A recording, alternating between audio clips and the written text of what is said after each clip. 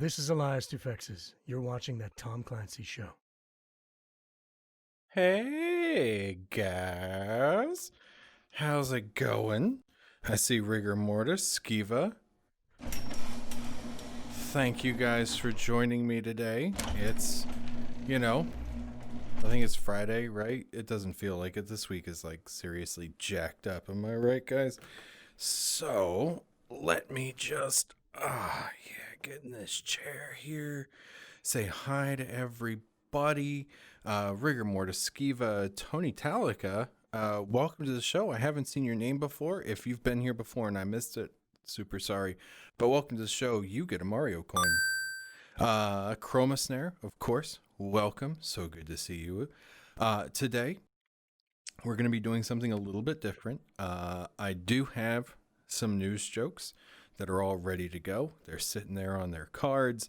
I am super all set for that. I definitely didn't just get them done right before the show started.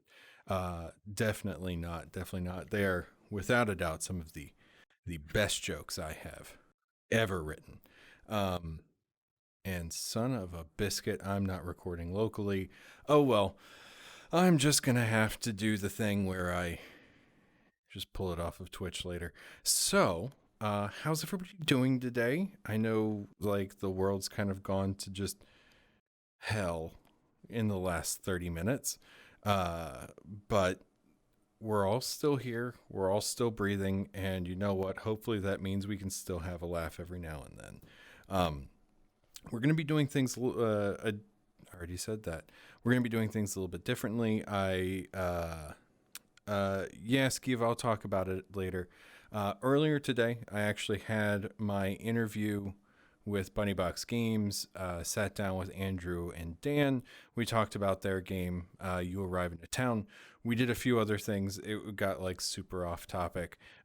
Needless to say, it was a very normal length interview, but I've edited it down for time for you all, so you don't feel like you missed anything coming to the show live. And then after all that, I'm going to do with the jokey jokes. And then tomorrow for the YouTube upload, I'll make sure that everything is in there in its entirety and you can like it or not, depending on how you feel about two English people and one very dry American going back and forth on all that. So thank you all for being here. It's super great to see you all. This is for you.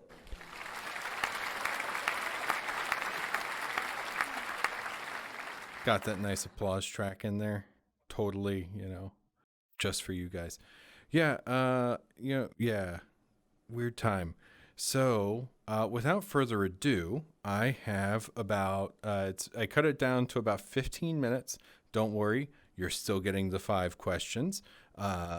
So, with the magic and power of technology, why don't we go back in time to earlier this afternoon when Thom sat down right over there with Andrew and Dan. And welcome to the show, guys. Thank you so much for being here. Thank you very much for having us. Hi. Yeah, again, some might say. I was going to say, the weirdest sense of deja vu. Yeah, for everybody who's watching at home right now, we originally talked on Monday, but Sunday night's Windows update kind of broke all of my audio recording. So we recorded the interview, and then I went back to cut it down for the live show, and there was no audio. None. Not even mine. And it was just terrible. So, take 3, I guess, because we also rescheduled the show, but I'm not, saying that for sure. It's not cursed. What's a curse? We're not cursed or anything. No, you're not cursed. I'm cursed. Are we really fighting over the ownership of a curse at the moment? Let him have it. Yeah, There you go. All yours, buddy. You're gonna let me have this, kid. Or I'm going to tell your professors that you're unprofessional. Oh god. Oh no, please don't. Well, welcome back. Either way, Hi. first question. Let's get this out of the way. What are you guys playing? Playing some Endless Legends last night, actually. Alex had a ton of internet issues though, so for an hour we had about 6 breaks, disconnects, resyncs. It was total fun. We got to do about 4 turns, and then something would go wrong. And it's like, yay! I But have no idea what that game is.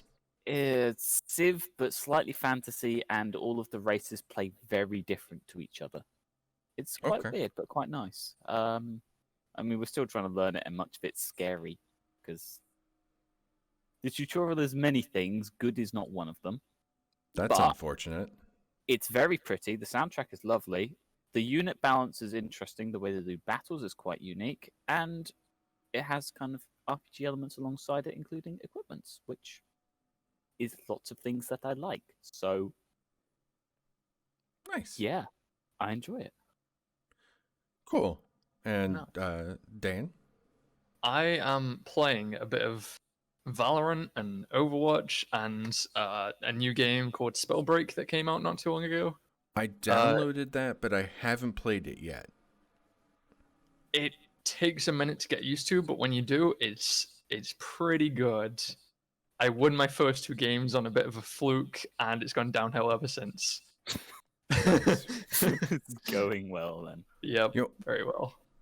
I've played Fortnite, Modern Warfare, and Apex Legends, and I have won 1 round of... Ooh, Yeah, just 1 round, and it was Apex. I that's can't rough. get on with Apex. I'm not a fan of that style of gunplay, the kind of floaty sway as opposed to like recoil shooter. Not a fan of it personally. You can clearly tell that you've never actually fired a firearm before, because Yeah. I would describe no video game as having recoil. Do go on. See, For us non-gun cultured English types. for you English folk who are only allowed to have like shotguns if you have estates in the country, guns have this thing called recoil, which is this wonderful kind of emergent property of Isaac Newton's laws of motion. So you have the bullet, which has this little gunpowder charge that then propels the bullet forward. But as we know that every action has an equal and opposite reaction, that same force is then applied back to you. Magic. Yeah, and because the vagaries of all sorts of things, and I mean, it's more than just that simple action-reaction. It tends to kind of give a somewhat random, but within kind of a range, change to the overall aim and alignment of the weapon. It's almost as if a tiny explosion has just happened. Exactly. That's really probably the best way to explain it. A series of tiny controlled explosions happened, and they change how you kind of interact with the device. You ever get the feeling that you're being taken the piss off, Dan? Just a little bit. Just a tinsy, witsy little bit. Look, I'm just going to tell you all right now that I spent way too much time with your fellow countrymen and women when I was a child. What do you mean? That you can get enough of the English? The English are perfect. No, I'm just saying that as an American, I have a particularly dry and sarcastic sense of humor that is all your fault. It's going to be said. And we love I'm it. going to have to measure that one in deserts, I think. Yeah. Oh. I think my sense of humor is somewhere around 1 to 1.3 Saharas. Yeah, that's fairly dry. I Yeah, was it's going to pretty go dry. like surface of Mars dry, but Well, I mean, the surface of Mars has frozen water ice, so technically the Antarctic Circle is a desert. You know, yeah, void of life. It's just I'm. not a sand desert. So No, the it's a entire analogy has just fallen to pieces, well, and I'm terribly it's a sorry. frozen desert. Uh, but if you really want to get like crazy technical, I do believe that the Atacama in Chile is the driest desert. Yeah, it only rains there like Once every couple centuries. something like that. Wasn't there there's a flower bloom there recently in some sort of high altitude desert? Nah, I remember climate seeing a change. Reddit post. No. But... Well, we're not the here internet. to like see who can out dry the other. We're here to talk about you arriving to town. So Yes, we are. you guys, for the people out there, please tell them about the game. My team this one? Okay. You're in this one. Oh, and you Andrew, arrive in a town. Dan is on your left. Jeez, you're like sitting right next to him. I mean, we also have another set of arms, so All right, So- Goro. So, you arrive in a town is it's an RPG-like game with cooperative elements where you go through timed-based levels, and it has a narrative story where you must go through, earn gold, kill enemies, and upgrade your loadouts. It kind of takes elements from RPGs, but introduce them in a nice way for new players. So it doesn't overwhelm people as much as the typical RPGs. If you want an example, it's kind of the closest representation is Overcooked, but RPG mechanics rammed into the goodness. Nice. You know, Yep.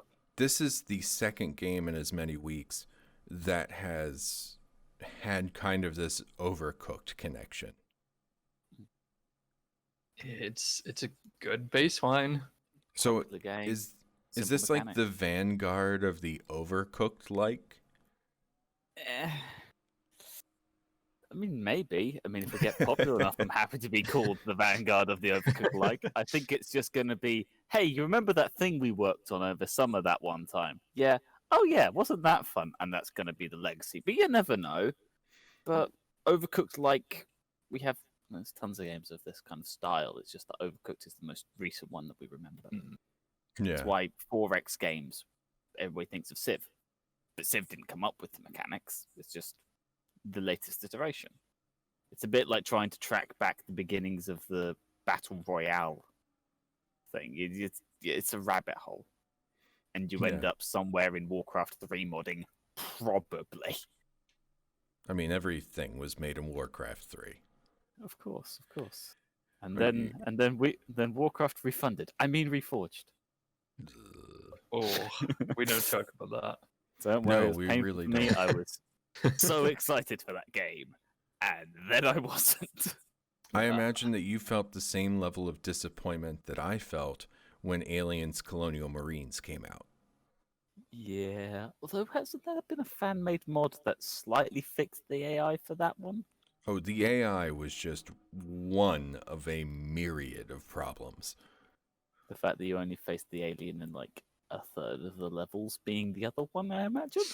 Well, isn't that? I think you're confusing Oh no, Isolation with Colonial Isolation. Marines. Yeah, Yeah, Isolation I thought was pretty much perfect. But no, Aliens Colonial Marines was the action shooter sequel to Aliens that was shown off originally at E3 2011, and I was very excited for. And then it came out, and it was garbage. Following the trend. yeah. E3 disappointments. Yep. Someone There's almost enough material there to make a podcast out of that alone, to be honest. I would be surprised if there wasn't an E3 Disappointments podcast every year. This year's biggest E3 disappointment was E3. Oh, I mean, yeah, although trade shows in general are kind of falling out, at least generalist trade shows, we see more of a push towards publisher and platform trade shows instead. In video games, yeah, better targeting marketing. Like shows like PAX are going to come back whenever the world finds its new normal. I think Gamescom probably will as well, if only because it does also have that customer-facing focus for the bulk of it. But E3 is just way too expensive. I feel like E3 is just dead. It's not Consumer Electronics Show. Like, that is going to stay, because that is a show that, while it has a lot of cool things for us, that's pretty much just a tech showcase for businesses. Yeah, it's a pretty front face to then get people into boardrooms upstairs or in the hotels adjacent to kind of actually talk about multi-million-pound deals. I mean, we've got one in the UK called EGX, which runs kind of twice a year. They have EGX in the summer and then EGX Rezzed in the autumn or spring. I can't remember. Basically, they run twice. Yeah, and it's basically Gamescom but English and cheaper, and it's great because it means we actually get a convention that isn't Insomnia. And whilst Insomnia is great, it's smaller. For one, I would say, than EGX. I mean, EGX can take up the entire Excel Center in London, which is huge. Yeah. I mean, I make a joke spreadsheets here, but they ran out of space a while ago. Well, I mean, it's nice that you get that. I'm in the Midwest of the U.S., which means that the only convention that we really get is the Chicago Comics and Entertainment Expo, or C2E2. And Chicago's about a 2-hour train ride from here. And let's see, where's the only other show that's in our time zone is PAX South, which is pretty much on the exact opposite side, north to south, of the country. Which for you guys is 700 miles. For us, it's about twice that. Yeah, we're 2 hours from London from any given place. I mean, it might cost you an arm in your choice of foot, but but at the same time, you can quite literally hop on a plane from London City and go anywhere in the UK. Yeah, fair point. Although, I can't remember, is London City the one that's half-built floating on the Thames that exclusively is used by, what's the colloquial term, Dan? Posh people? Oh, yeah. It's the London City terminal, and it's yes, it's not Gatwick. It's the non-plebeian place, apparently. Well, whatever, it's where dude. How half they market. You have 8,000 airports in London. There's something bombing a lot of people at some point or another. I mean, why does it always go back to the Blitz with you guys? Because they didn't bomb our railways enough, so we got left with a terrible system, and we decided. If the Channel Tunnel had been there in the 1940s, they'd have blitzed that. Probably. I mean, I wasn't saying you also would have been directly invaded at the time too, but Yeah. Right. Or you would have blitzed it yourselves. Whole side argument that can be had there. Everyone's going to bundle that down and throw it that way, which should be off screen. Yeah, don't worry. This is a portion of the show that is just going to be in the YouTube version. Like, oh man, this isn't making the live show. So you've made an overcooked like RPG light. Yes. Yes. So like, where did this idea come from? Like, this feels like, to me anyways, like a game jam game. Like, that's not to say anything bad about game jam games. You know, no, nothing to say about games jams. Half our portfolios are games jams. I mean, dude, Surgeon Simulator was a game jam game. I know, I participated in that global game jam. It was global game jam. Ghost Simulator was a games jam game.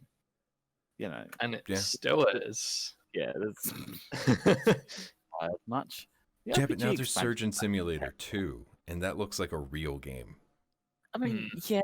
On the other hand, it doesn't look as kind of cool and kooky and wacky and, dare I say, indie for that original market. It seems a lot more structured. I mean, there's nothing wrong with structure, and it still has the one hand out there, like... Yeah.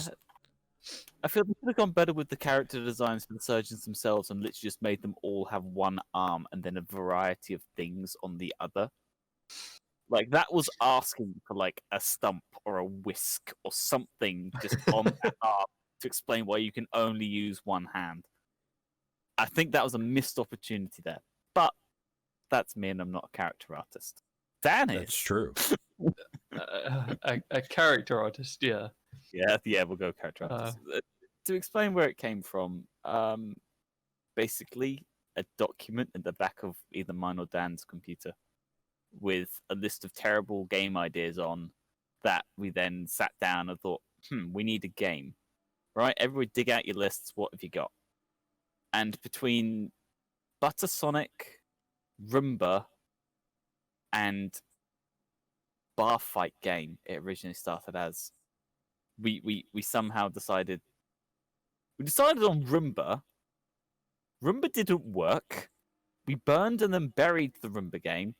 And then we decided, okay, let's try and make this bar fight game. And because it was kind of D&D-ish inspired, and then we basically just leaned into that aspect with the RPG mechanics. So we enjoy developing this more. We're bigger RPG fans than we are fans of a Roomba, as funny as it is. Well, before we go too much further into this, I want to just applaud you for having your hilarious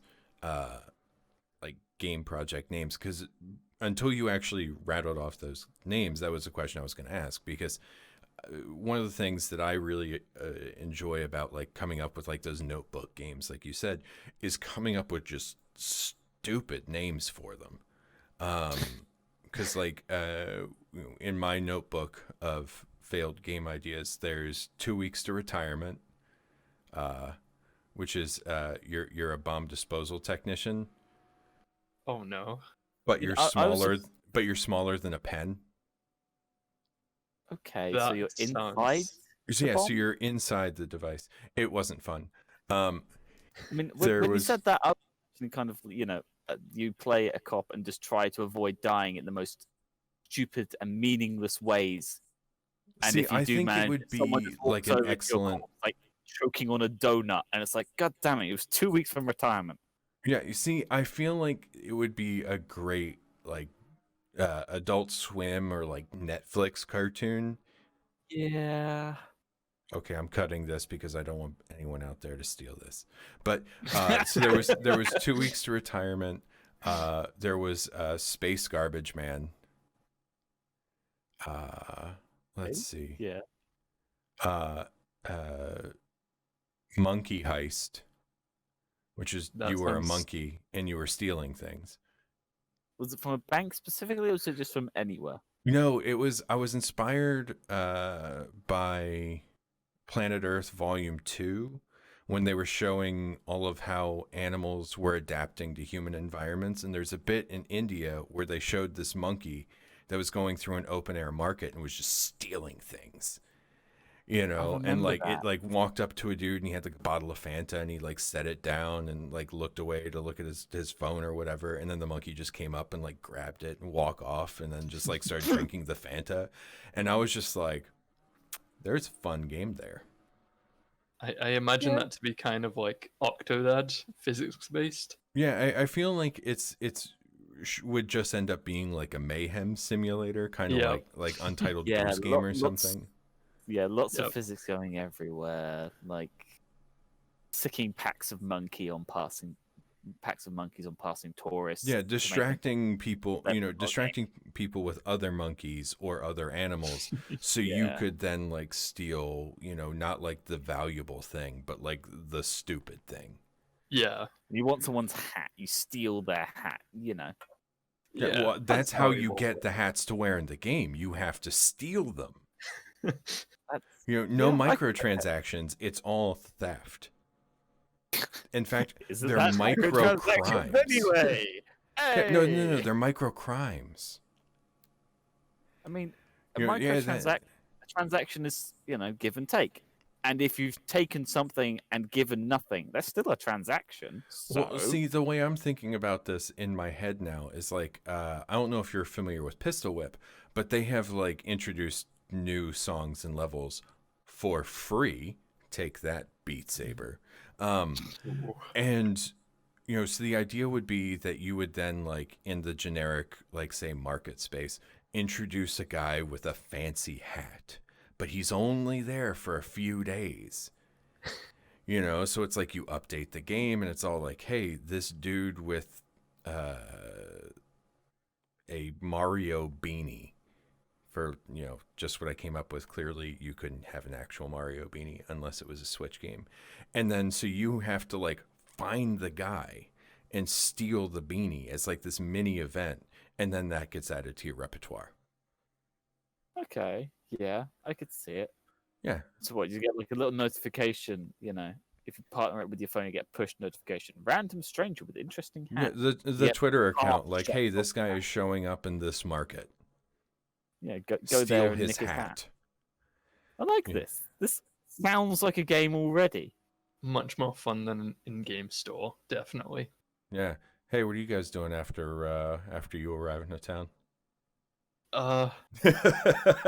I've heard of this really good monkey game where you're doing that. I want to get it on the basement level. Yeah, so I you know, Escape from Dinosaur Canyon, that's another one I want to do someday.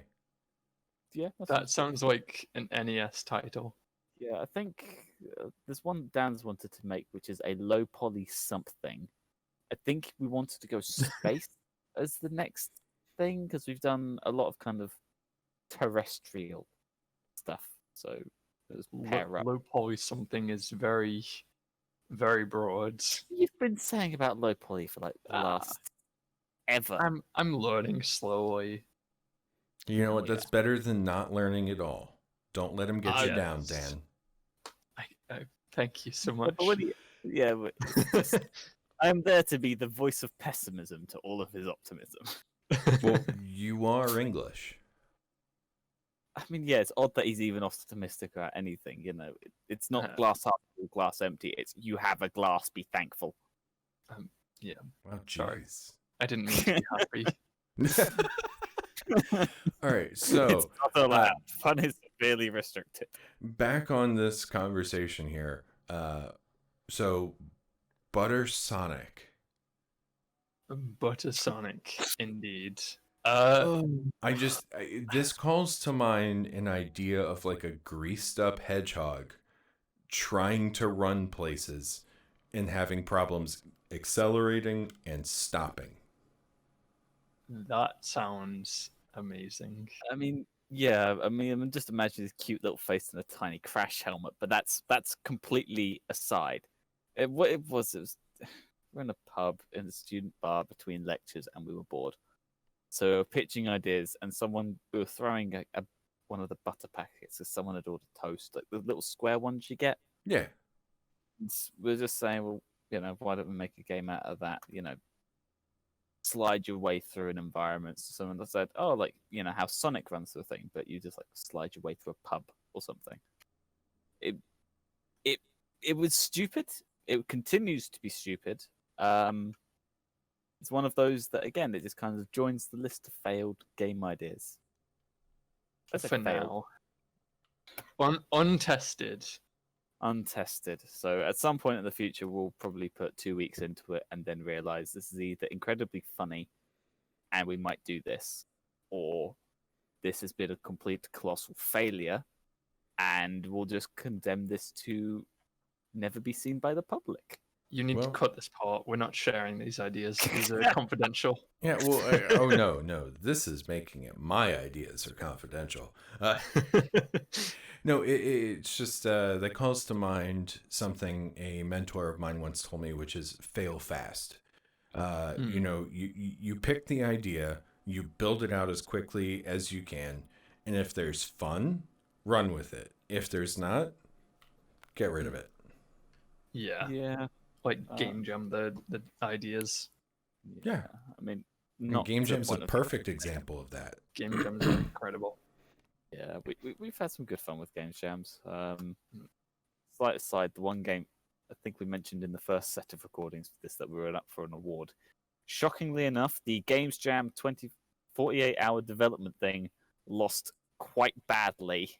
Well, they didn't give us a score, but we imagined it lost quite badly because it did lose. To a 6-month development thing, which was like a World War I narrative game, which looked cool. Which did look very good.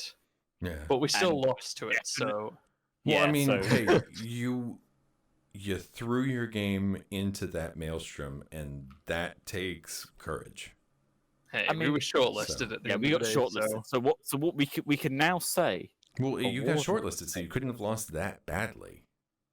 Yeah. I mean, it might have something to do with the fact that Fast is like a main contributor to the Grads and Games Fund, I think. But maybe I don't know. I haven't heard that. Has the institution prize been up yet? I can't remember. Staffs University have won the game institution prize, so shout out to Staffs. Yay! Nice. You're doing something right. And that's the program that you both went to, right? Yes, that's the university we went to. Yep. I did a computer games design and production. Sorry, computer gameplay design and production. Nia will stab me if I got that wrong. Nia being a lecturer, my tutor, my mentor for 3 years, and a really nice woman. But one of the main things we did, don't get stabbed. That's bad. Making sure that we put the right things down, so that you didn't get mistaken for a degree farm, because apparently there's quite a few. Getting the right name for your degree is very important. I have 2 degrees, and I don't even really know what their names are. Oh no. What topics were they in? One is in game development, and the other is in drama. Fair enough. Very. I mean, I say that, and it's a lie. The drama degree is a Bachelor of the Arts in drama, and then the other is an Associate of Applied Science in game design and in games and interactive media. Fair enough. It sounds, you've combined the two into quite a convincing show. Fancy enough. Yeah. Wow. Hey guys, they think the show's convincing. I mean, for TV on a set of shoulders, could do a hell of a lot worse. Sir, there is a full torso here. It is not just shoulders. But we never see under the hoodie. You could just be an interesting hanging arrangement. I'm actually 3 goblins in a hoodie. Oh, that's classic. What was it? Would you prefer kobolds? Yes, kobolds in a trench coat. Kobolds in a trench coat. Everyone was talking about D&D Adventure. No one was talking about the amazing art that they put out with it. That made me so sad. The amazing art is amazing. And I would absolutely play a game with 3 kobolds in a trench coat. Who wouldn't? People who don't like kobolds? I mean, yeah. What one of my D&D friends played like two Siamese, like twin goblins. One was Oh. like a fighter, and the other was a rogue, and it was the most dysfunctional character I've ever seen. That's interesting. All of the armor upsides on one half of the torso, all of the stealth upsides on the other half, both completely unusable, countered by the other. It was a disaster. It was funny, but Biff and Glyph were incredible party members, and I was glad to play it. But my God, was it useless because it was constantly right. You're being attacked. What side are they swinging? Right hand side. Okay, so Biff's getting hit. He has an AC of blah. Okay, can I dodge out of the way with the left side of my torso? Why? Because he's a rogue and he gets the avoid everything trait. I can't. Disengage. Well, disengage. The other one lets you avoid half damage from AoE. I can't remember. I applaud the DM for saying yes. I admonish the players. I mean, it was one of the games where you can't. He gave us the monster manual and said, if you can think of it, go for it. As I said, I applaud the DM for saying yes. I mean, I didn't do much to help that party, it's got to be said. I played a possessed suit of armor cleric that, when I was asked to roll the quality of my construction, didn't do well enough and only got to say one word out loud. And that word was password, so I was henceforth password the suit of armor. And I made the mistake of, for the first session, which dragged on for a little bit, not taking the message skill. So I couldn't talk to anyone except in various tones of password. Which, as you can imagine, led to some minor difficulties. But it's a good fun for a character. Yeah. I would have loved playing with you guys. Well, we're trying to do kind of more stuff online these days because can't really do in person. No, not really. Miles between most party members. So please tell me that was it Biff and Glyph? Pardon? The goblins?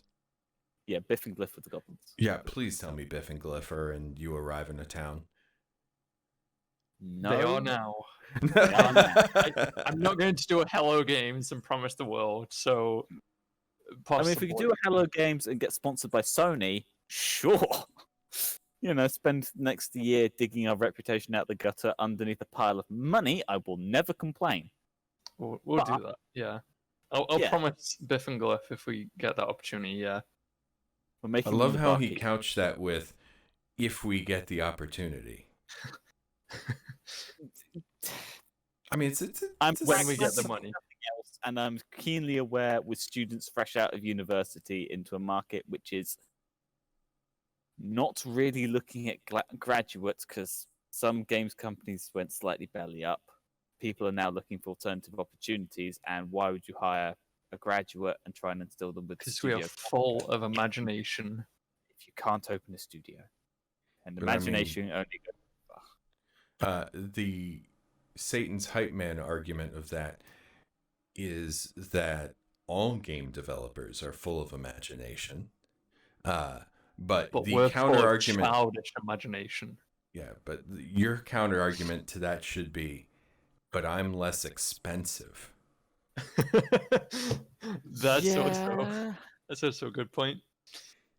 But there is a I do tend to make them. Yeah, I mean, expense is one of them. On the other hand, you do have to eat.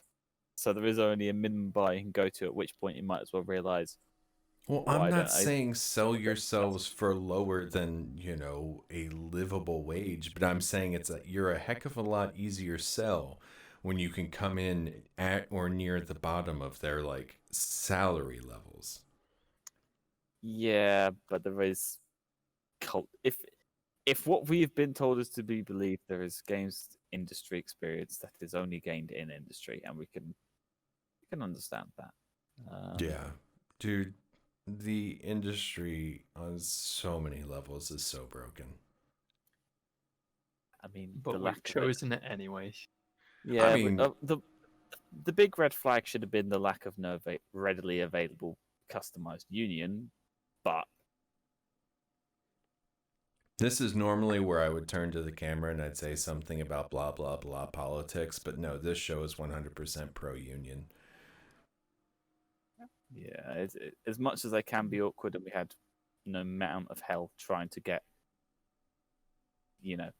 union approved for kind of hiring voice actors through SAG-AFTRA. Yeah. The fact that I had to spend like a fair few hours trawling through like the actual union, like 90-page agreement, I was like, actually, this is a really good deal for the people involved. Like, Yeah. this kind of makes me sad. It's just like, wow, I should join a video game union. Oh wait, Well, it's and then several years ago we had there was a big I forget if the strike actually went through or not, but there was a big disagreement between game developers and voice actors, and primarily there were quality of life issues that the voice actors wanted addressed, which were completely reasonable, and then honestly all of their stuff is completely reasonable. I mean, But most stuff that gets striked over tends to be reasonable. yeah, Don't tend to go on strike for anything else. it kind of called to the forefront this complete lack of fairness and accountability and visibility for developers, because so many people were voice actors were asking for percentages on revenue if the game sold X number of copies, and developers were all like, well, we don't get that, why should they get that? And the argument isn't why should they get something that I don't, it's why are you not getting what they expect? Yeah. Because it's very clearly the developers are the ones making the game, and if the game does well, they deserve to be compensated for it. Yeah, I mean, a lot of companies have bonus schemes. Bonus. But it's a bit like the waitress or the waiter culture in States. It's kind of, well, yeah, you're making money off of tips. That's why we don't pay you anything close to minimum wage. That's right? I tip generously because restaurants refuse to pay waitstaff what they're worth. Tipping shouldn't be part of their salary. They should be compensated fairly for their work like every other worker. Yeah, it's one of those that amazes me why it hasn't been solved yet. Oh, it's not that it hasn't been solved. We know the solution.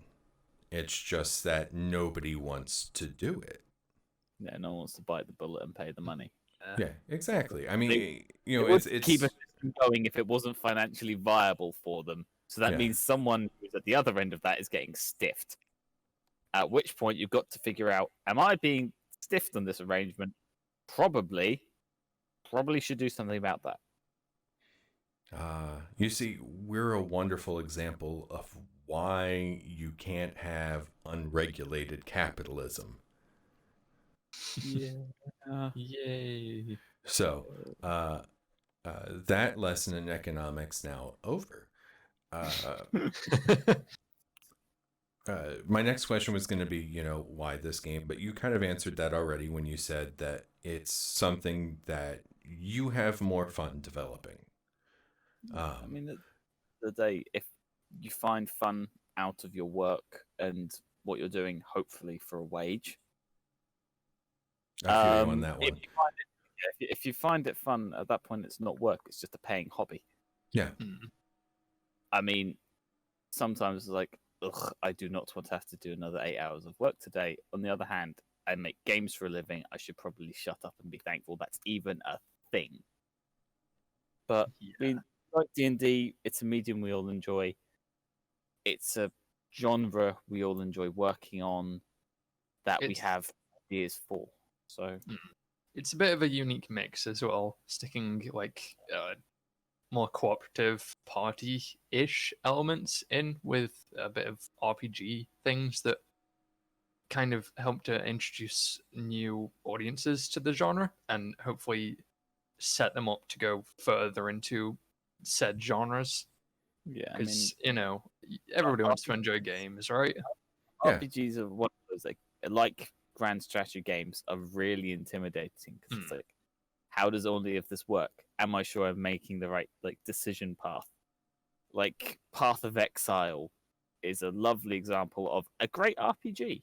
I say RPG, Diablo-like, right?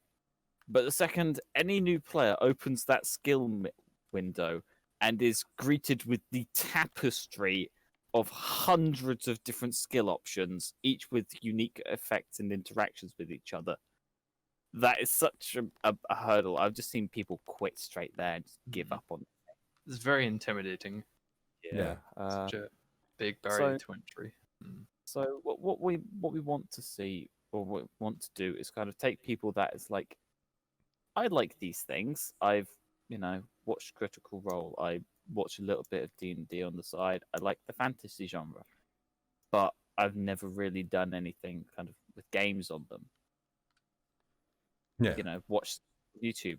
But it's like, hey, I could get my friend who's into this stuff in a nice simple game where there's a bit of character customization. There's a fairly interesting, and it sounds really kind of to my own horn, but fairly interesting story going alongside it in hopefully a fun and interesting way that's like, well, actually, I like that kind of element of character customization.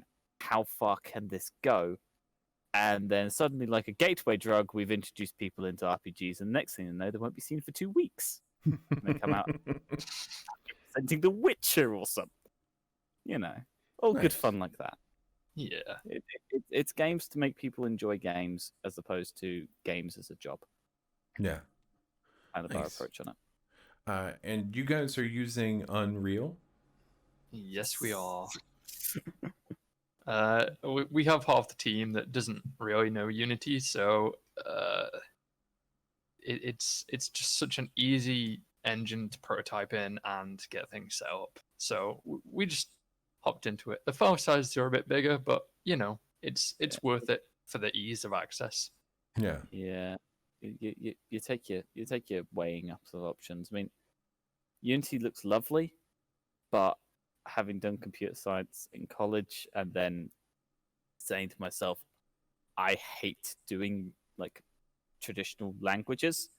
Blueprint was a lovely change from that, just a visual scripting system that actually, even if I roughly know what I want, it's like, right, okay, search the in-house block. That'll probably do what I want. And then instead of a trip up that's breaking me for the next couple of hours or so, it's a 5-minute search on a list to find something that sounds about right. Then to find out that's breaking everything entirely, and it's the fault of a tick box 3 steps earlier. But that's Unreal, it turns out. Hey, It man. has its flaws, but Yeah, every engine has its advantages, its drawbacks, the things it excels at, the things that it doesn't. So, hey, Yeah, and Unreal they've all definitely got has their the quirks. yeah, they have. Unreal has approachability. Unity has the name. CryEngine has graphics and a slew of burned GPU cards that hate it. Frostbite has major in tears, but it's fine. Yeah. Actually, as we're sitting here, and Unreal just went live on Twitch. I just got the notification here on my hand. Ooh, anything interesting? Real-time motion graphics for virtual production. Very Sounds technical. I'm still waiting for the multiplayer or the multi-person development environment that they promised 3 years ago, where they had 4 people piloting their own cameras around a thing and making it all at once. But that sounds like my idea of hell.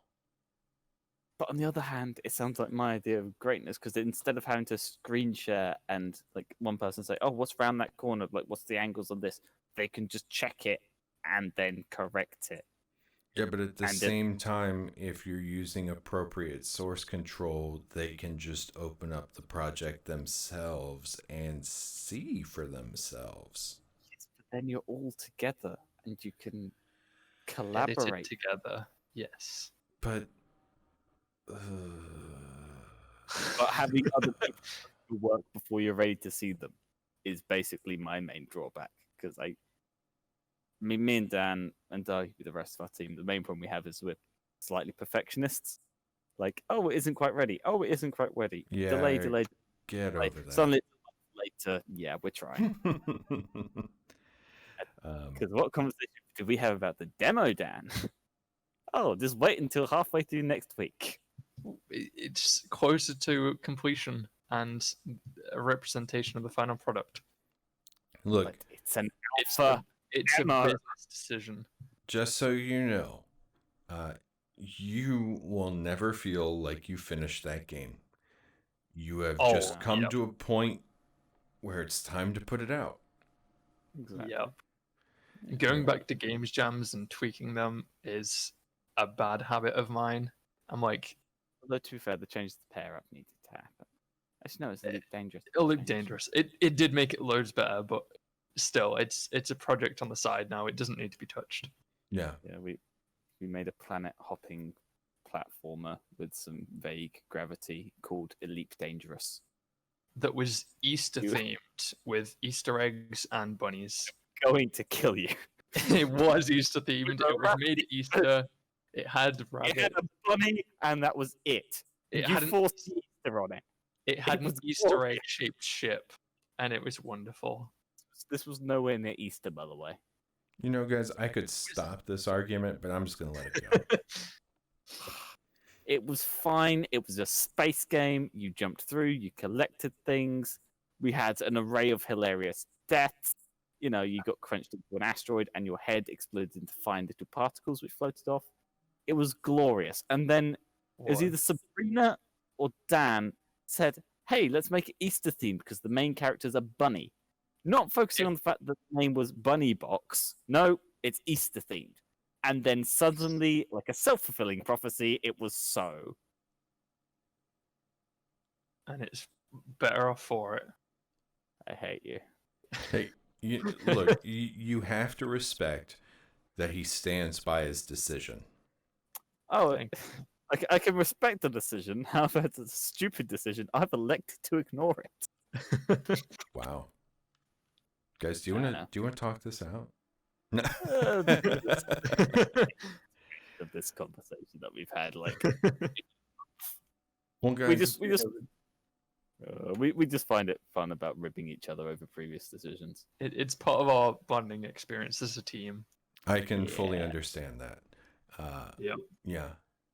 Well, guys, we've been going for a while here now, so I think it's time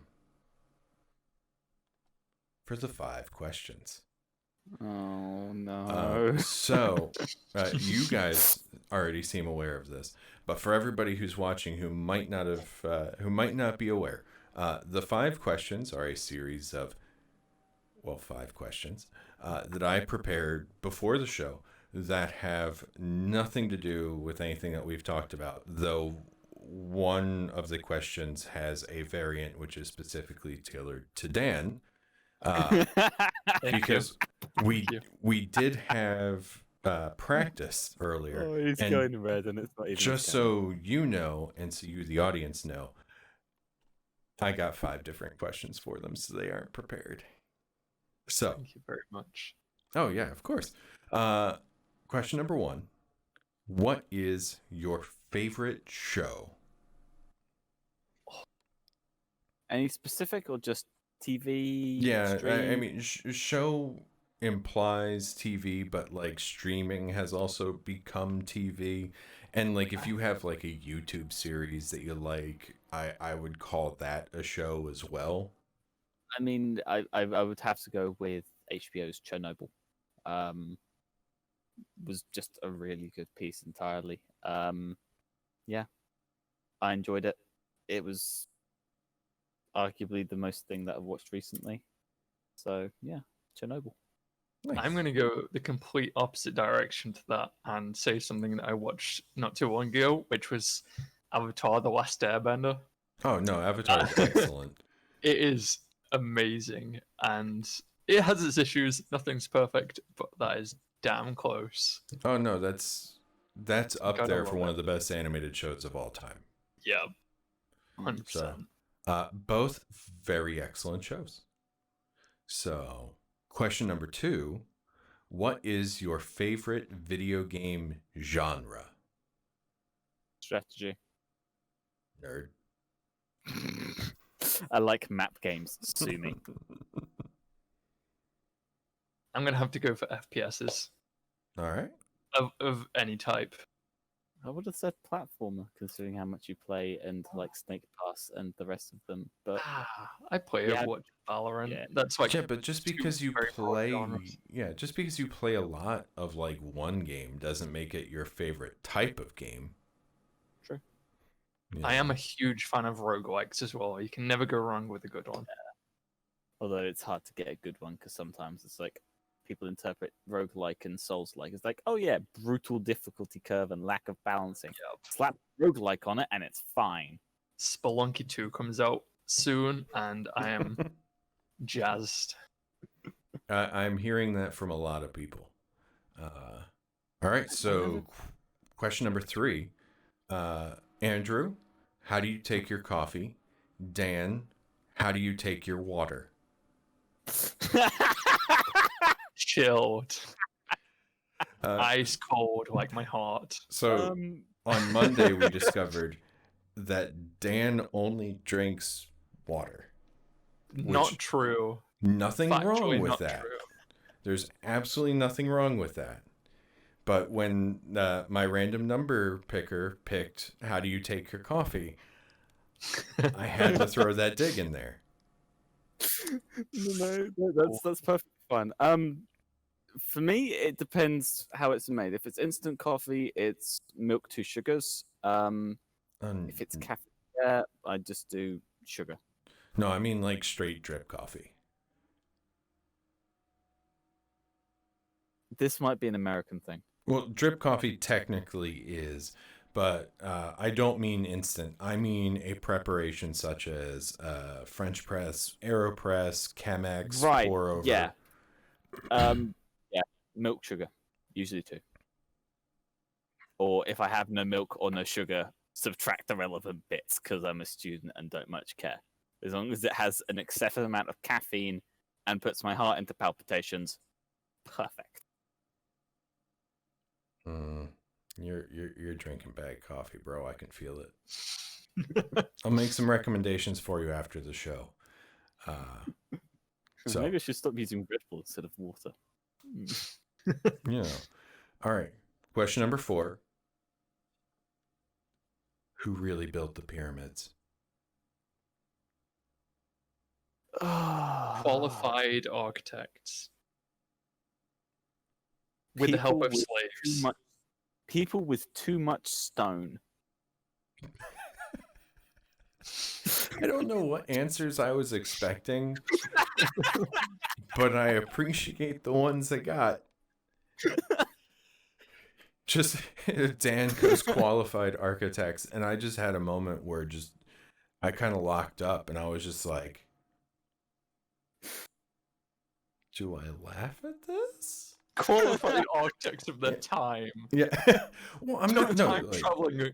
oh no. time Like, don't get me traveling wrong. Like, dude, very clearly they are qualified architects. They built structures that have survived for literal thousands of years.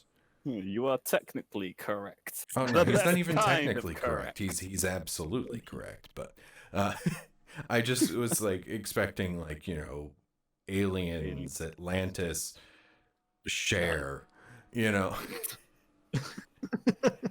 not like this very straight man answer of qualified architects. It works. It does. Well, gentlemen, we're on the last question. Question number 5. Is a hot dog a sandwich? There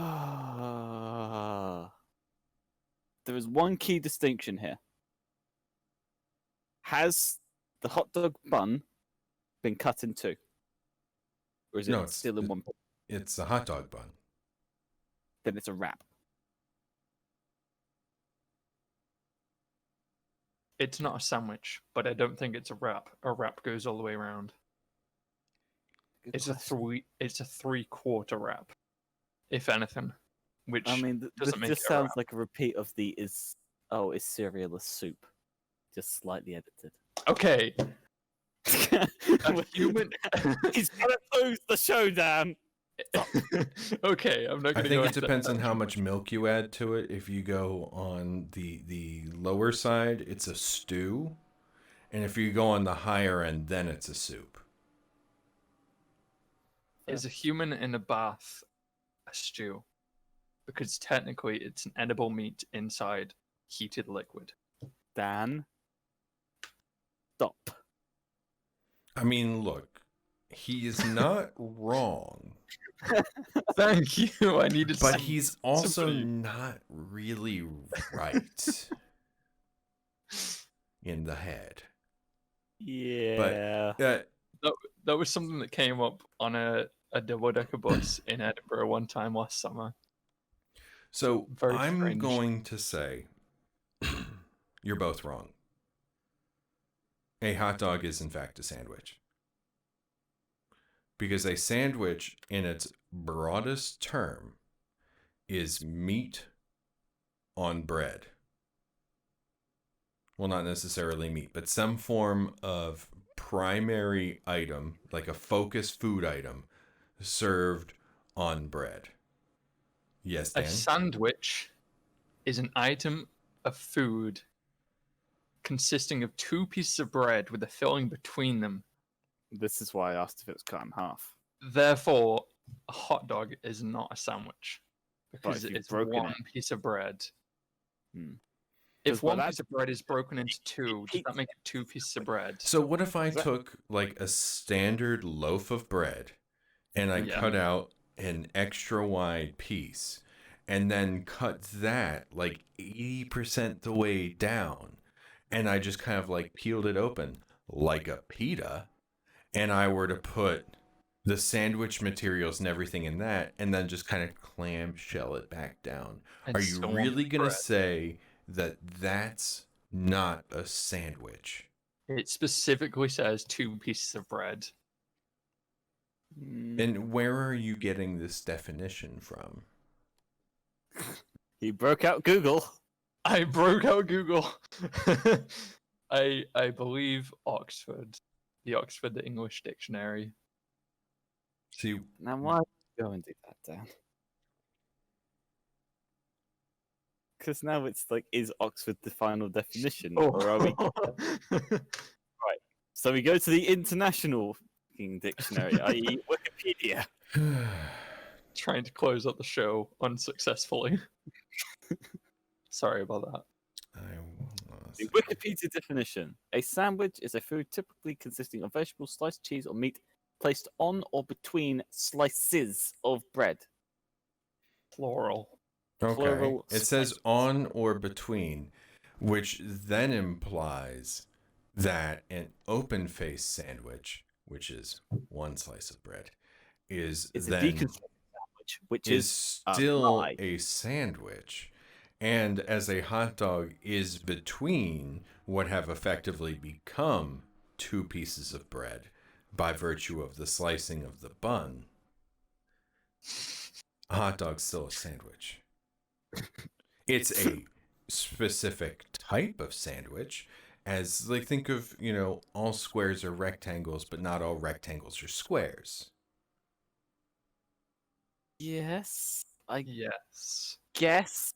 So sandwich still is the refer- rectangle and the hot dog is the square. But I refer you back to the pizza No, argument. you said the wrap. Well, the wrap was a stupid, an aside. But I refer you to the pizza argument, which is if you take your hot dog, open it out, is that now a pizza because it's just meat on top of a bread product? No, it's an open face hot dog. I feel like we're going around in circles here, guys. Because, and I'll say that the pizza is an open face sandwich. But what's a calzone then? A calzone would be a sandwich. But it's only one slice of bread. Yeah. I feel like we need some sort of intricate Venn diagram to categorize all this. But it's fully enclosed. I love how I was the one that was trying to get Dan to back off on this argument. Even more personally invested in it. It's because you may have invented the sandwich, but we perfected it. You spelt it wrong and then just decided that since you Look, basically you put extraneous letters in there. We streamlined it. I mean, one could again argue you just spelt it wrong. I mean, one could also argue that you spelled aluminum correctly, and then somebody else decided to spell it incorrectly, thus changing your pronunciation of aluminum. Possibly. Pronouncing it that way hurts me. But Look, man. we'd have to work out what the original pronunciation for aluminum or aluminium, whichever one you prefer, one is correct one. The correct one is still aluminum. It was then changed to aluminium. But to find out what it would truly be called, you'd have to find the base language of the universe and then describe it that way. Because then that would be. But we're not talking about that. We're talking about how it's spoken in English. But you're not speaking English, you're speaking American. No, I'm speaking American English. And the fact that you had to hyphenate that means that it's wrong. It's not hyphenated. You know what I mean? That amended at the start. Are you going to say that Canadians don't speak English and they speak Canadian?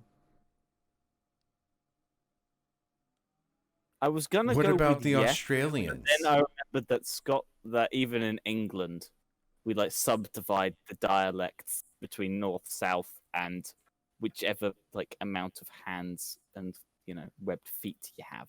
As I'm speaking to you now, do you understand what I'm saying? I mean, true, but some of it is being said wrong. I mean, if you want to get real technical with it, and you want to go back to like Shakespearean English, which is considered to an extent the birth of modern English, the accent, going back historically speaking, is apparently more akin to what you would hear from people in West Virginia. So, if you want to go with correct English, come on down to Appalachia, son.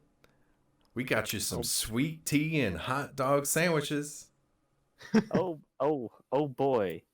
Coal dust and disenfranchised miners. How fun. There are a lot of wonderful places in West Virginia that are very far from coal mines.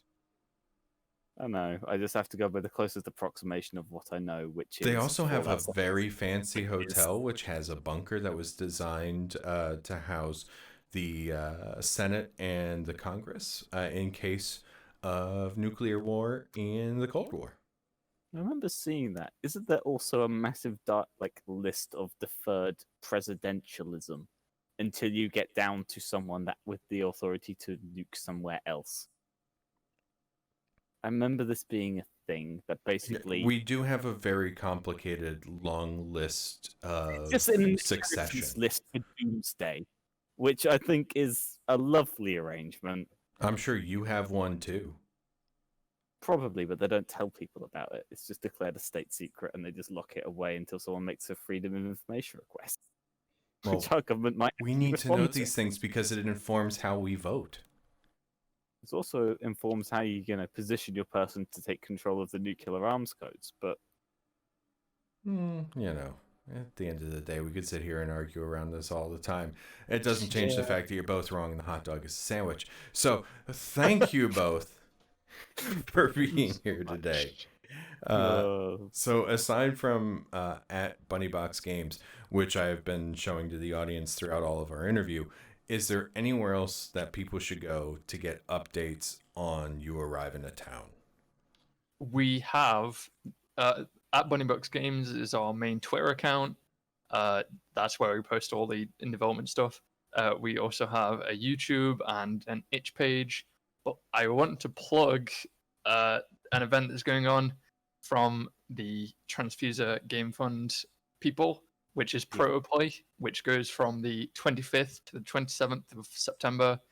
And us personally will be on for half an hour, starting at 3 p.m. on Sunday the 27th. Just making sure I get all that right. And that's 3 p.m. British summertime, right? 3 p.m. British summertime. So everyone is going to be asleep. So that's going to be 10 a.m. Eastern, 9 p.m. Central. That's pretty good timing. That's actually not that bad. Yeah. I'm pleasantly happy with that. Come check us out. Yeah, Give us a wave or whatever. I will do my best to be awake, but I make no promises. You're a busy man. You are a busy man. You know, I'm not going to dissuade you from your opinion on that. The first opinion that hasn't been argued the entire time. Yeah. We've made peace at last, guys. All right, gentlemen. Andrew on the far side there, Dan here in the middle. Thank you so much for joining us. And go check out their stuff. And let me just do this. And I'm back. Thank you guys so much for hanging out for that silly little experiment. I mean, I know it wasn't silly. It was a fun experiment. I had to give it a shot, especially, this time around. Last time I tried that, we went with like the full interview, and that was boring. So this time around, I decided to kind of trim it down. We're going to see, we'll give it a couple more goes. We'll see how it feels. I feel a lot better about it this time, as opposed to last time, which I did not feel so good about. So it's been a busy week. As I'm sure all of you are very well aware. We've had leaks, confirmed leaks, new watches, benchmarks, tech specs, and all of that. And damn, it was really hard to keep up. So I'm going to do my best now to tell what if you pop in randomly and throw in commentary. That's not a bad idea, Skiva. I'd have to figure out like the logistics of it, but I'll throw that on the list. Yeah. So it's been hard to keep up with it, but thankfully you don't have to worry about that because I combed through a lot of the news and I found some of the cooler things that I am now going to attempt to write some jokes about. And by attempt to write some jokes, I mean I wrote them earlier and I'm just hoping they don't suck. And Skiva, that reminds me, I forgot to put you in touch with my friend about that thing you inquired about. I'll take care of that after the show. So craziest news of the week is the one I'm going to talk about first. And it was the report that we might have found signs of life on Venus. Yeah, that Venus. While they are our closest cosmic neighbor, and kind of also a hell, they decided it would be a great day to show off some phosphenes in its atmosphere. Now, I know what you're thinking. Phosphenes are a nasty byproduct of cooking crystal meth, which we all learned from Breaking Bad. But they're also an excellent indicator of potential biological processes. This is where we get into the hard science. Here on Earth, I don't know why I wrote that as other. It's maybe the first time I saw the show, but I'm going to try and watch this a lot more. This is entertaining. Well, thank you, Tony. Feel free to hit that subscribe button or whatever it is. Follow. I'm not going to ask you for a subscribe. You just met me. You're getting to know me and learn how I do this silly, weird performance capture live show. And yes, I am doing this in real time, which is fun. So here on Earth, anaerobic bacteria make phosphenes as a byproduct of their metabolism. Think of them like deadly cow farts, because phosphine is also kind of mustard gas. The point is that they only really occur naturally through biological processes, as opposed to just like normal shit we find around the world. And Venus's atmosphere really should have torn them apart before we had this opportunity to spot them, because they're very fragile. So maybe there's life. On Venus. That's pretty cool, assuming that it is actually life. We should probably give them a warning and let them know that 2020 is a cursed year, and maybe they should avoid it with their calendars. Now, sticking with this outer space theme, Disney has decided that they are going to add an additional classic lightsaber in Doc Undar's collection, or Doc Ondar. I don't know, man. Like, I'm a Star Wars guy, but like, I don't do like the Disney park thing except for like once every like decade. So don't worry. You'll be able to order it online too, in case you don't want to be surrounded by a bunch of impatient disease vectors. Now, the question that I had is, which classic lightsaber, Tony, thank you for that follow, which classic lightsaber are we going to get? So they're putting this to a vote. There are choices between Anakin Skywalker, Qui-Gon Jinn, Cal Kestis, Ezra Bridger, Kanan Jarrus, and somebody called Lord Corvax. And I have no idea who that person is. But I can tell you one thing.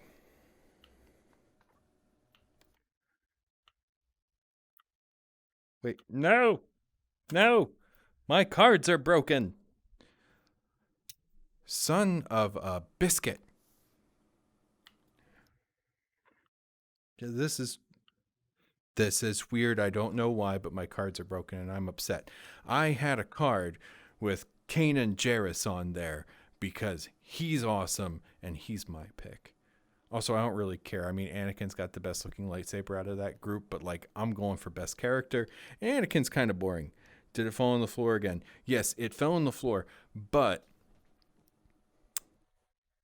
for some reason, so like when I go to reach this, I can pick this up and I can drink from this coffee cup and I can drink from it while I continue talking. It's like a big, like, it's an amazing, like, kind of thing. But I can pick it up. It's not letting me pick up my cards. Can I use my pen? No. Damn it. Ezra's is also a blaster. It's not that one. It's the other Ezra lightsaber. The one that's not a blaster. The one he made after his other one got destroyed because Darth Vader's a boss. Oh, Rigor Morse, thank you for the sub. That's awesome. You get a coin sound thing. Thank you. It's awesome.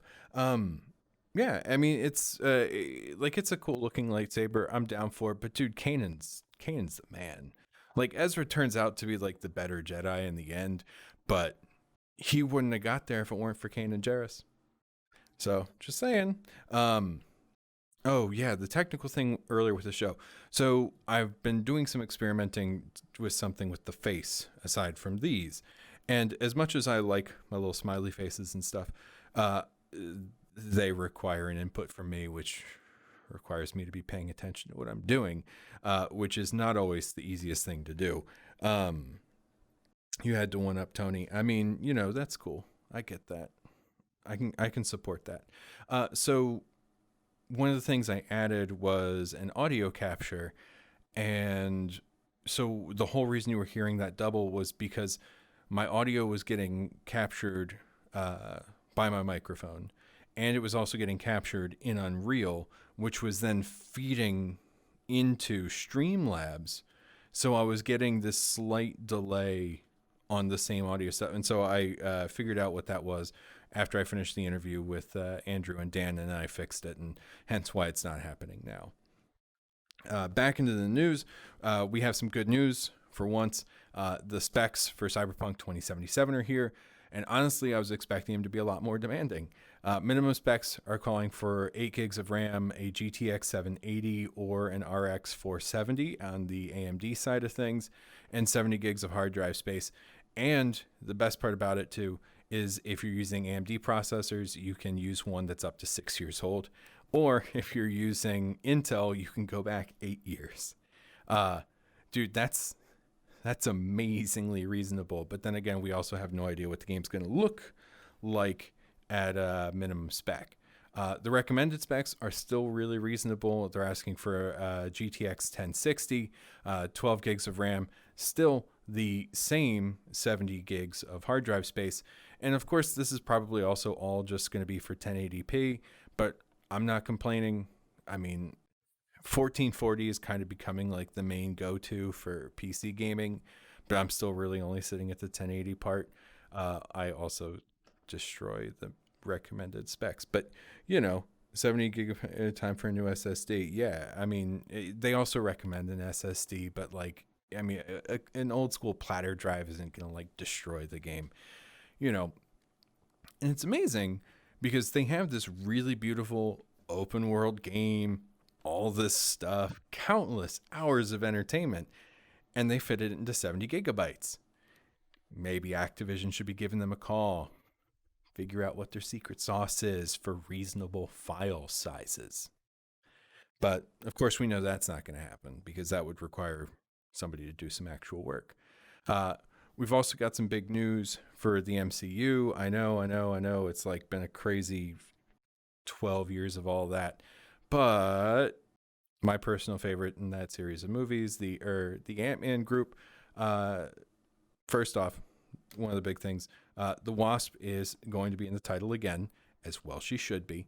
And second, there's some talk that they're going to be building out the next big bad for the MCU. And if you like pay attention to things, it's more than likely going to be Kang the Conqueror. He's a villain from the future, time travel, all that stuff. It seems fitting. They did the whole like time travel thing with the last movie, and hey, why not do the thing? Now the best part about all of this for me is that racists are super up in arms about this, because Kang is apparently a descendant of Reed Richards, often depicted as a white man, but he's being played by Jonathan Majors from Lovecraft Country. So white people are mad that a black man from the present is playing a blue man from the future. This is why we can't have nice things. God, that's just stupid. We also got some big leaks about the Oculus Quest 2 that then turned out to be true, and it's reasonably priced, and it'll be out next month. And if you're hoping to avoid Facebook stealing all of your data, you can't make a fake account to get around that stupid bullshit. Because apparently it's against their community standards to make a fake account to link to your Oculus account, so you don't have to worry about big boy Zuck profiting off your data. How dare we want to protect ourselves from predatory services? Yeah. Dude, I say reasonably because like $300 for the 64 gig Oculus Quest, it's not huge. Like, I mean, the index is $1,000 if you want to go all in on it. And like, but $300 is still a sizable cash investment. It's super reasonable. And like compared to top tier VR, like, yeah, like this is going to be great. I'm all in. Now I got to figure out where to like find $300, but and for somebody like me who's really dedicated to Steam VR, it's going to be really nice to have a reasonably priced in to the Oculus environment. So maybe I'll finally get to play like Vader Eternal, because I don't want to hack things if I don't have to, and it really pisses me off. Sorry, text message from the missus. Can't make this sauce until you open the jar for me. Never mind. Awesome. Cool. I don't have to open a jar now. But ultimately, when you think about it, right, all VR games are PC games.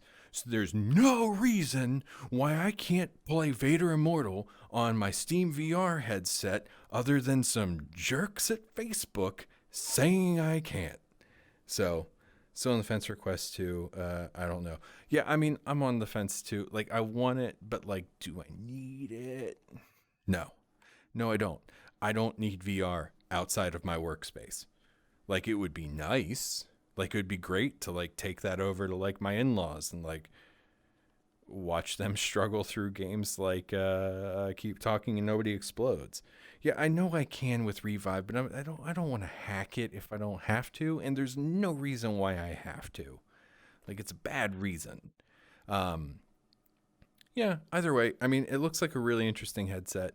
I appreciate that they like, dude, they nailed that price point. You know, it's only $100 more to quadruple your internal storage. Like, that's awesome. Of course, you'd have to get the 256 gigabyte model if you wanted to put a Call of Duty on there. But thankfully, there aren't Call of Duty games for VR yet. There's no hacking. You install a program. That's it. Yeah, but the program does the hacking. Of course, I say that as a person who has hacked their original Vive once to turn them into motion trackers that I haven't implemented in the show yet. But that's different. It's the principle he's talking about. Yeah. You know, it's like, if I'm trying to think of a better way to explain this, but I don't have a really particularly good one. It's just, it literally just is the principle of the thing. It's a PC game. There's no reason why I can't play it on my PC, simply because it doesn't like my peripheral. It'd be like if I couldn't play Destiny because I have a Razer mouse. Like, oh no, Destiny can only be played with Corsair mice. So, you're a robot. You should love hacking. Yeah, I mean, that's. I feel like that's stereotyping. Droids like hacking. Robots like building things. I want to see VR D&D. PlayStation VR would be fun. Yes, not a lot of immersive games as the Oculus, but still fun. It's like playing an Xbox exclusive on a PlayStation. Yeah, I mean, that's not wrong, but I also feel like it's not really right. Like, yeah. But yes, VR D&D would be pretty great. I think that'd be really fun. Tabletop Simulator, I feel you could do something like that. But other than that, I mean, I'm going to start this little bit here by saying that the RTX 3080 cards are out and they're good. It's that simple. Not as good as NVIDIA's led us to believe, but marketing talk and all that stuff. But I mean, dude, there's still a big step over the 20 series cards. Good luck finding one. They sold out faster than PlayStation 5s. But that's not even really the big news in all of this. Because, like, yes, they announced the cards. They're out by the end of the month, and that's super great.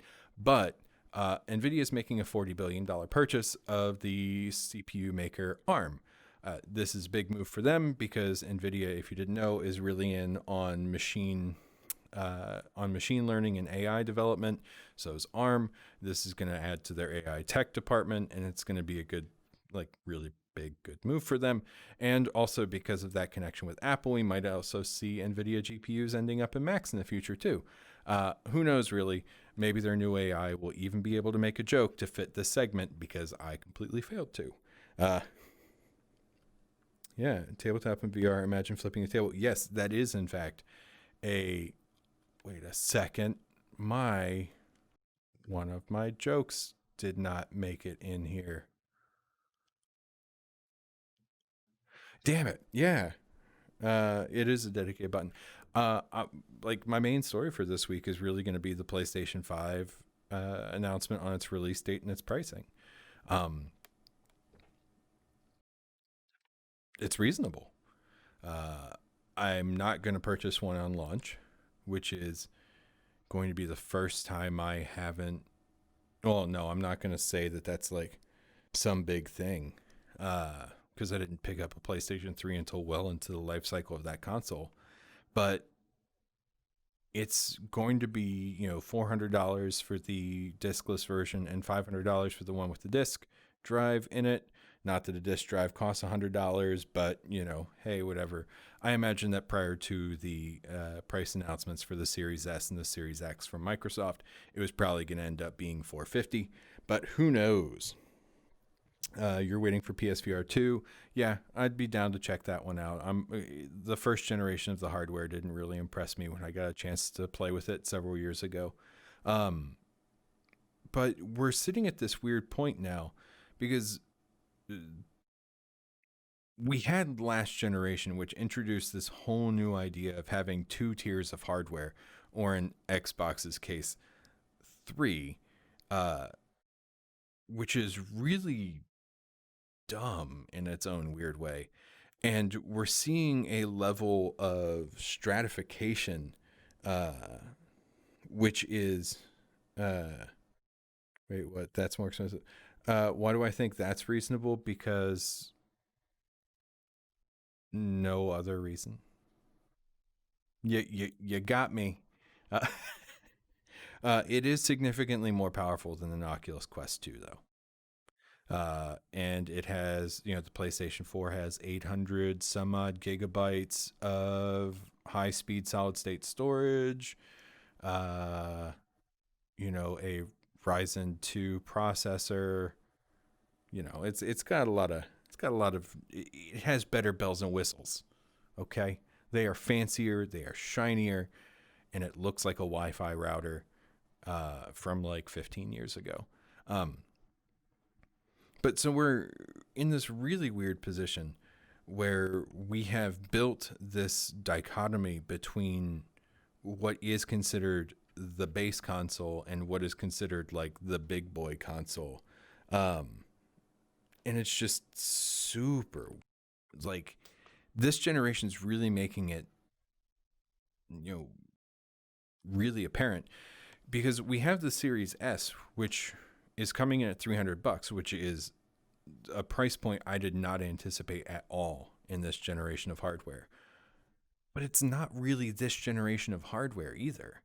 Like, it's some weak ass hardware. I mean, it's smaller, it's quieter, it's ostensibly prettier.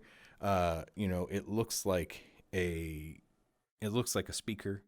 But at the end of the day, Microsoft's main point right now is that they're making this push to have day one parity between Xbox and PC.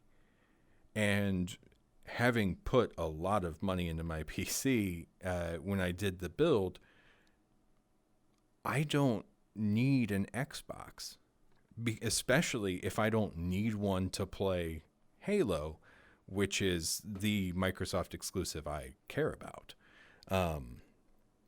And so why am I going to purchase this Xbox, even though it's less expensive, but it's less expensive and not as good, when I can play everything I need on my modular, more powerful, more useful PC? And then Sony comes out and, you know, they have the dual price point, and that dual price point is excellent because the $400 PlayStation is literally just missing a Blu-ray drive. That's it. You know, like I'd love to sit here and say that like I buy a bunch of movies on Blu-ray and like I only get games on disc, but I don't. Like, I get everything now digitally. I think Avengers Infinity War was the last thing I bought on physical media, and that was just an impulse purchase at Best Buy. So, let's see. Rigor mortis, I hear the first gen is always haunted by the ghost of a cat who got curious. Okay, cool. That's fine. Tony, PlayStation or Xbox or PC, doesn't matter. Gaming is gaming. We should be happy that we can all come together and game and grow into an art form. Damn it, Tony. I didn't think I could like you more. And then you typed that. We get each other. I dig this. No VR, no buy. Yep. Cool. down with that. And Chroma, so odd the Xbox doesn't have VR, even though Microsoft makes AR/VR headsets. Dude, the only thing that they ever said about VR was when they were all like, oh, you'll be able to plug in your Oculus and play your Xbox games on a virtual television. And I'm like, no.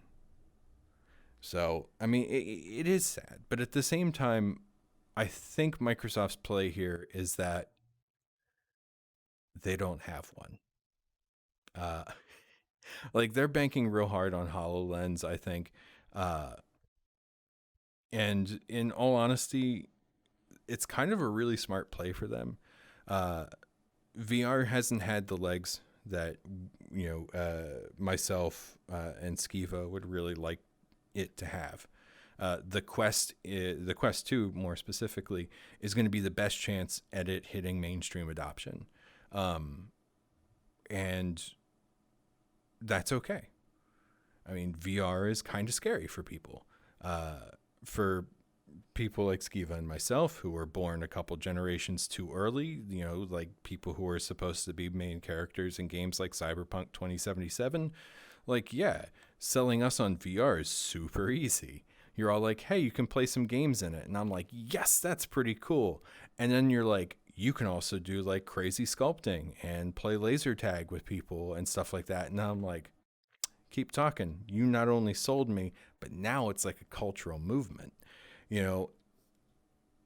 Microsoft with HoloLens is taking the relatively safer bet by doing something that is a less frightening technology and building it in such a way that it's going to get out there to enterprise.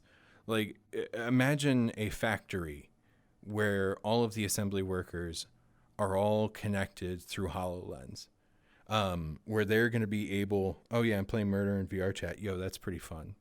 I like, it's fun with randos, but it would be better with friends. But imagine a whole factory with workers wearing HoloLenses. The opportunity, the ability of all of them to just increase productivity, gives them the ability to figure, it's just the possibilities are just nuts, and that's just looking at factories. We aren't even beginning to think of what it would be able to do or how it would be able to empower workers in other fields, and then that's even before we start getting into like the fun stuff of like what we would do with it. Like, I'm a big fan of Pokemon Go, and if I could walk around and like play Pokemon Go on, HoloLens, dude, I'm so down. Because like the AR implementation of it on phones sucks. But if I could walk around in a silly headset and like see Sandshrew just like chilling out in the street, I'd be like, yo, Sandshrew, give me a hug, get my Pokeball. Like that's the kind of thing. And get a group together, Tom. Just set a time. Down. Tony, not only that, VR games people some sort of chance to try other things, such as gun club. Being in Scotland, there's no guns, but I can still go to a gun range in VR and shoot targets. Yeah, I mean, the cool thing about VR is that the literal presence. One of the reasons I wanted to do my show like this is exactly that. Like, could I do this show in person? Absolutely. It would be boring for me, though, because why would I do something just plain when I can make whatever my imagination desires? Like, I mean, dude, 2 weeks ago, I was shooting it in that garage. Like, no joke. Like, that's where the show took place, And then I was like, no, I want a talk show set. And I expanded out into this. I'm expanding out the other direction too for other types of video content. It's the ability to put people in a place, to put people into somebody else's shoes is just so powerful and so amazing. Like, I still need to actually sit down and beat it, or stand up and beat it, I should say. But in the opening minutes of Half-Life Alyx, where you step out of the elevator and there are the combined troops, and they just like all point their guns at you at that in that immediate moment, like, I was just hands up. You know, if you had me doing that on a screen with a keyboard and mouse, it would have been like a joke. I would have just been like, oh, yeah. But being in that elevator and having that sense of those characters being right there, no more than 1 or 2 meters away, yeah, that puts fear in you. Like, yeah, tried it out at Tony's. He shouted at me a lot. Apparently, I should never be allowed to a real gun range. Yo, that's like a legit thing. In a bit of the conversation from the show today with Andrew and Dan, we did talk about firearms, and I scolded them because they think they know what recoil is because they played a shooter game once. And as an American, I have shot several firearms before, and believe me, video games have no idea what recoil is. But that comes into a different discussion about things like authenticity versus realism and expectation versus reality. And I could talk about that forever, but I'm not going to.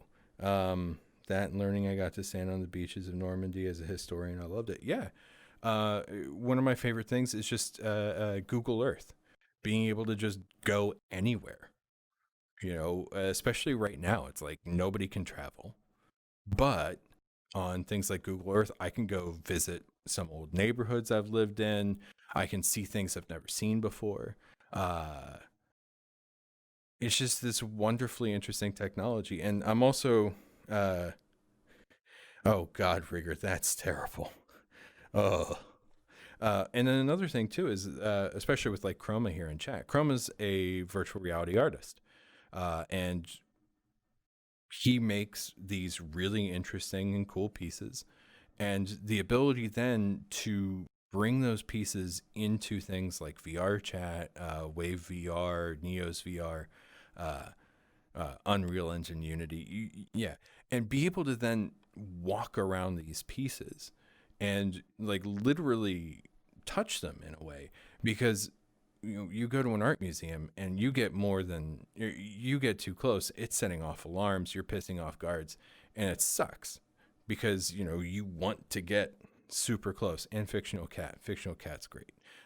Fictional Cat did actually make a small gallery, which I believe is private, and it's filled primarily with like 2D art, but still, like, it's super cool to not have to worry about pissing off guards, not have to worry about destroying a thing. You can get right up on something, and it's mind blowing, but is what it is. You want dinner? Damn it, Timmy! Now I want it too. Why you got to do this to me? When gets there did that, I could not believe he did that.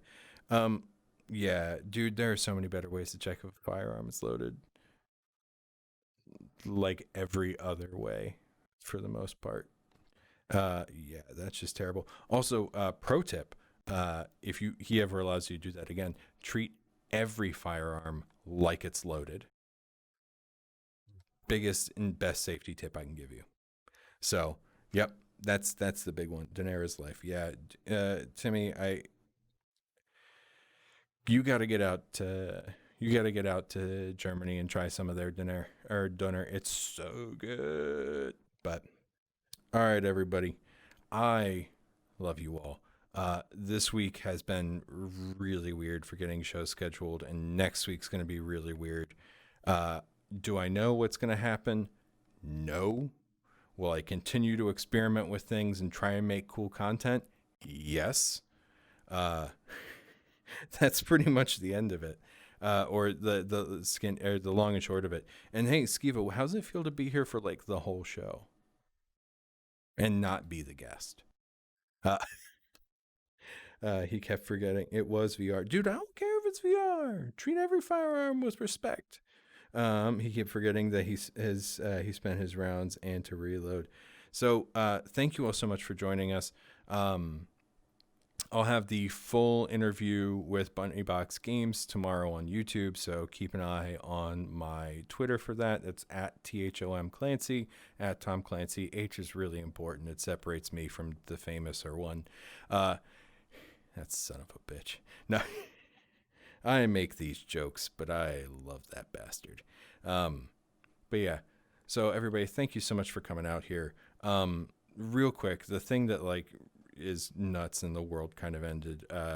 Supreme Court Justice Ruth Bader Ginsburg passed away today after a long bout with pancreatic cancer, and it sucks because she has been a hallmark of the Supreme Court for so long, and she has been an advocate for true justice her entire career, and it's just terrible. So to all of my American viewers out there, fucking vote. Like, for reals, man.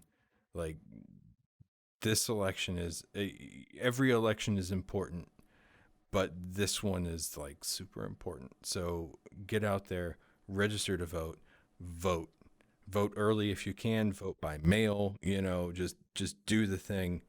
And yeah. Other than that, everybody, just remember, wear your mask, drink some water, have some vitamins, and be kind to each other, because at the end of the day, we're all in this together. So thank you all so much for joining me. I'm glad that the experiment in doing the trimmed down interview, trimmed down pre-recorded interview worked. Thank you all so much for being here.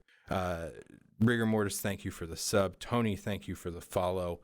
And everybody else, just thank you so much for chilling and hanging out in chat. It means the world to me. So I will see you all next week for the next episode of That Thom Clancy Show. Until then, have a wonderful day. Have an excellent weekend. And I'll talk to you soon. Good night.